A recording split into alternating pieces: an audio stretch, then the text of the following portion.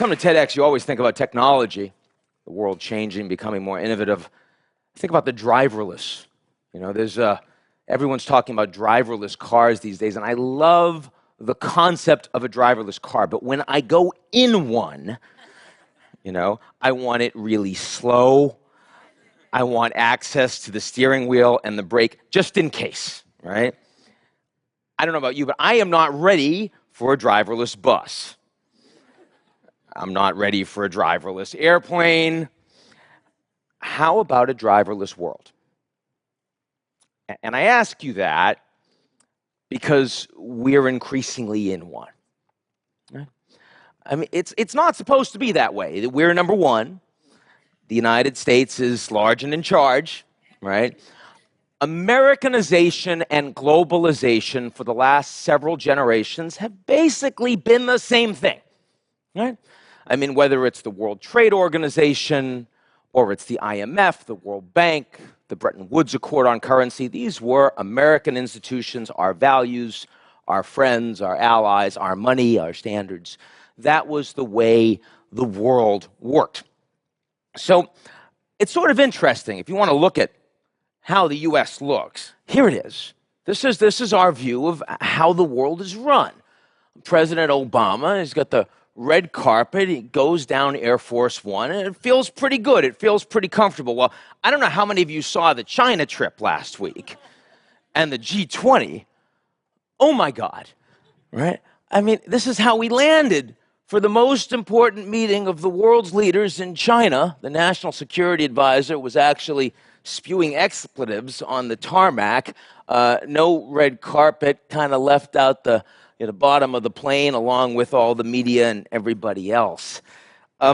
Later on in the G20, well, there's Obama.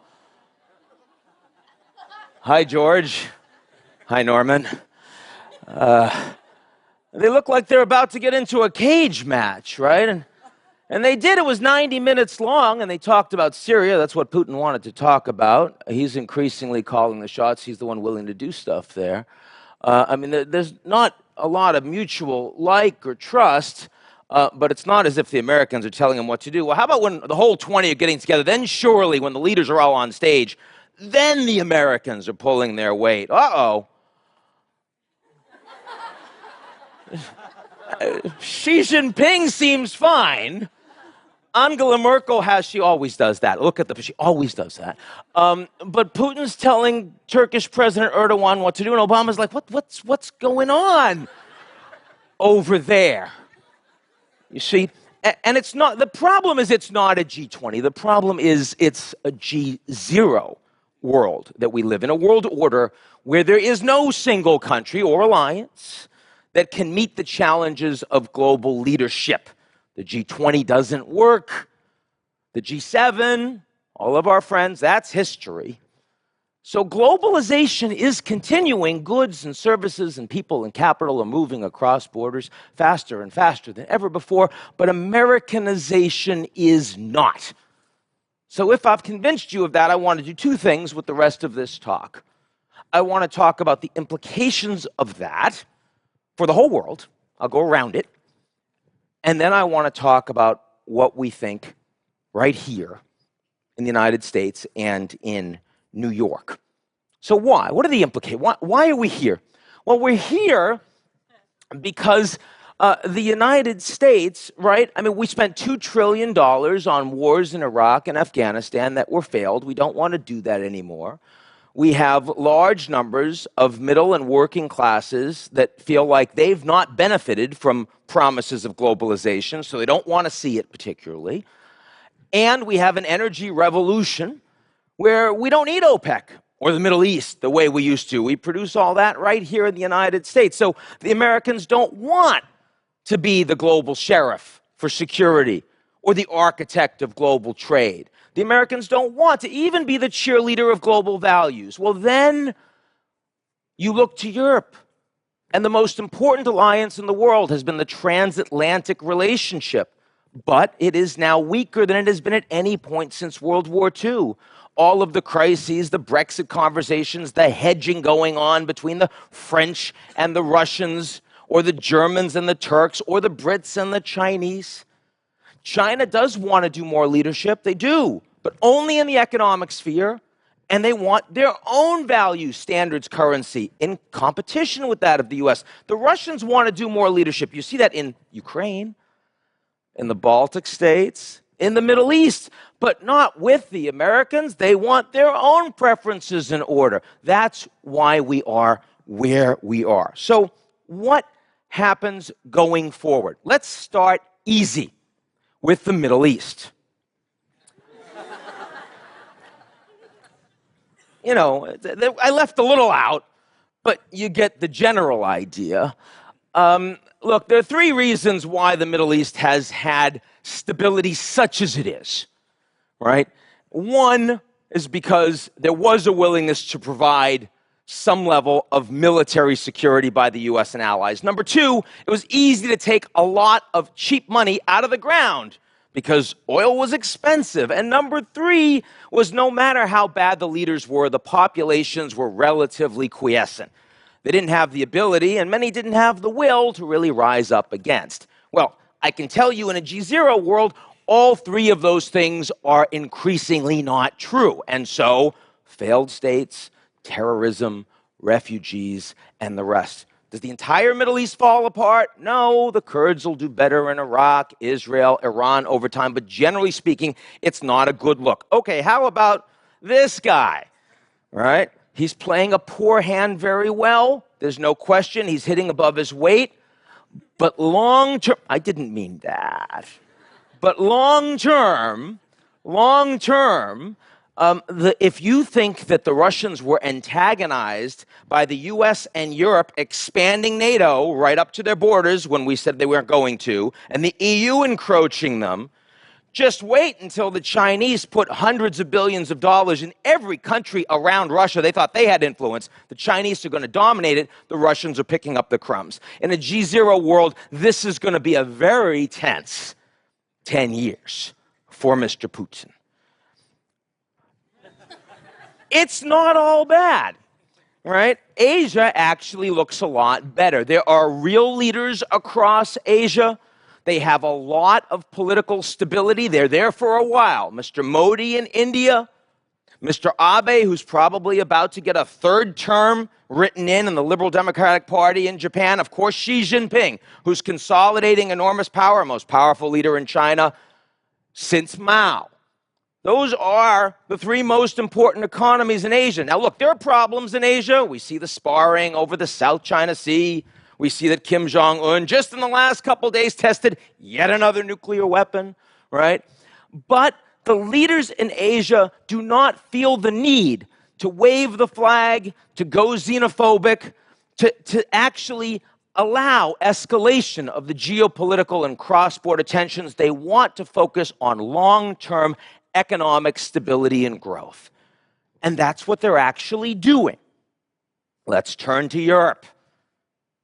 Europe does look a little scared in this environment. So much of what's happening in the Middle East is washing up, quite literally, onto European shores.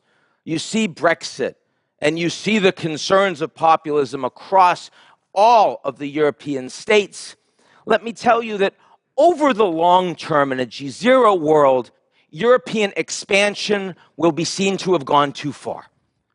Europe went right up to Russia, went right down to the Middle East, and if the world were truly becoming more flat and more Americanized, that would be less of a problem. But in a G0 world, those countries nearest Russia and nearest the Middle East actually have different economic capabilities, different social stability, and different political preferences and systems than core Europe.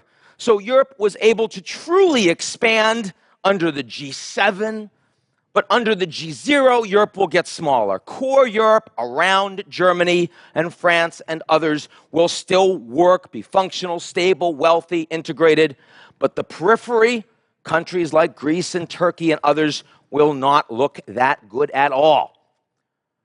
Latin America, a lot of populism, made the economies not go so well. They had been more opposed to the United States for decades. Increasingly, they're coming back. We see that in Argentina. We see it with the openness in Cuba. We will see it in Venezuela with Maduro falls. We'll see it in Brazil after the impeachment, and when we finally see a new legitimate president elected there. The only place you see that is moving in another direction is the unpopularity of Mexican President Peña Nieto. There you could actually see a slip away from the United States over the coming years. U.S. election matters a lot on that one, too. Africa, right? A lot of people have said it's going to be Africa's decade finally. In a G0 world, it is absolutely an amazing time for a few African countries.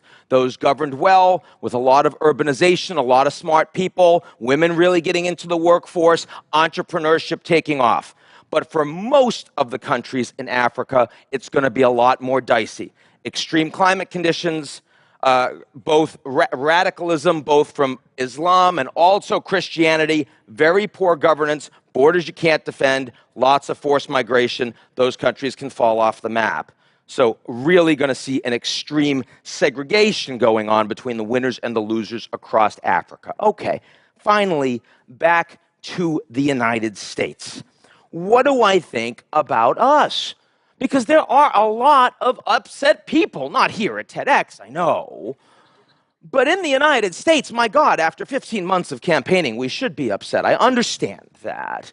But a lot of people upset because they say, Washington's broken, we don't trust the establishment, we hate the media, heck, even globalists like me, right? Taking it on the chin. Look, I do think we have to recognize, my fellow campers, right, that when you are being chased by the bear, in the global context, you need not outrun the bear. You need only outrun your fellow campers. Now, I just told you about our fellow campers, right? And from that perspective, we look okay. A lot of people in that context say, let's go dollar. Let's go New York real estate. Let's send our kids to American universities. You know, our neighbors are awesome. Canada, Mexico, and two big bodies of water. You know how much Turkey would love to have neighbors like that? Those are awesome neighbors.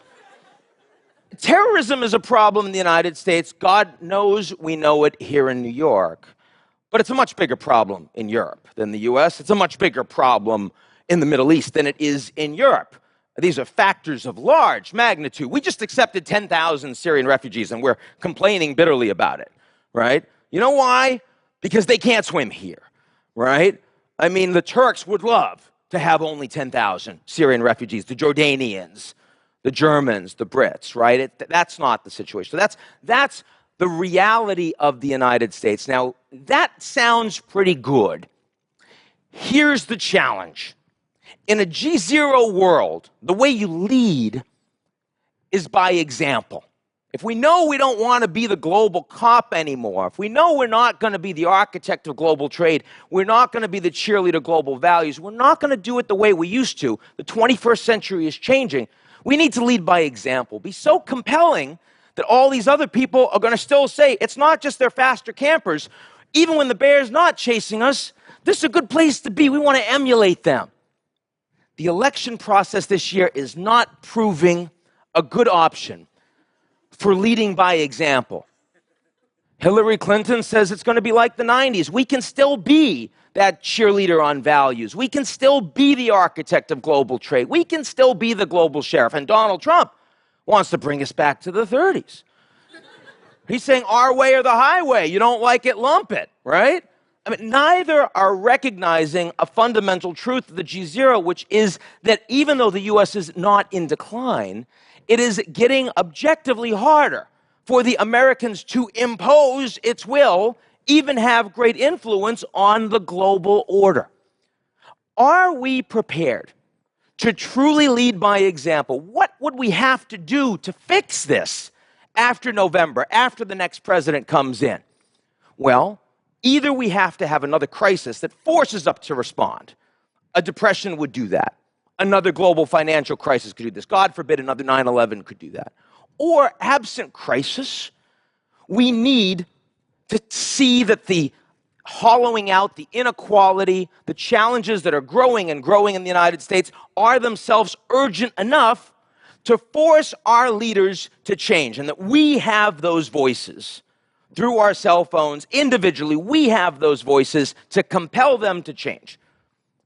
There is, of course, a third choice, perhaps the most likely one, which is that we do neither of those things, and in 4 years' time, you invite me back, and I will give this speech yet again.